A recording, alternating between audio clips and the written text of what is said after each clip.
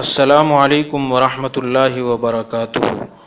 ناظرین، آپ حضرات نے تبلیغ والوں سے یا بعض دوسرے حضرات سے یہ بات سنی ہوگی کہ اللہ کے راستے میں ایک نیکی کا ثواب 49 کروڑ نیکیوں کے برابر ملتا ہے۔ تو یہ بات کسی ایک حدیث میں تو موجود نہیں ہے، لیکن دو حدیثوں کو ملانے سے یہ بات ثابت ہو جاتی ہے۔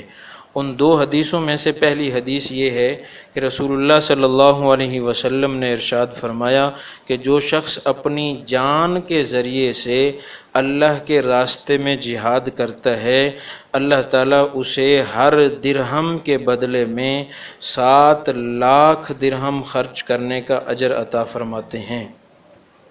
پھر آپ صلی اللہ علیہ وسلم نے اپنی اس بات کی تائید کے لیے قرآن پاک کی یہ آیت تلاوت فرمائی، واللہ یضاعف لمن یشاء۔ دوسری حدیث یہ ہے کہ آپ صلی اللہ علیہ وسلم نے ارشاد فرمایا کہ اللہ کے راستے میں نماز پڑھنا، روزہ رکھنا، ذکر اللہ کرنا، یہ اللہ کے راستے میں خرچ کرنے کے مقابلے میں 700 گنا بڑھا دیا جاتا ہے۔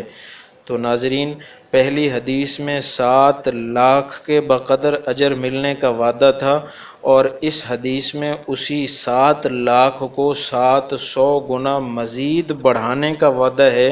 تو اگر 7 لاکھ کو 700 سے ضرب دی جائے تو جواب 49 کروڑ آتا ہے۔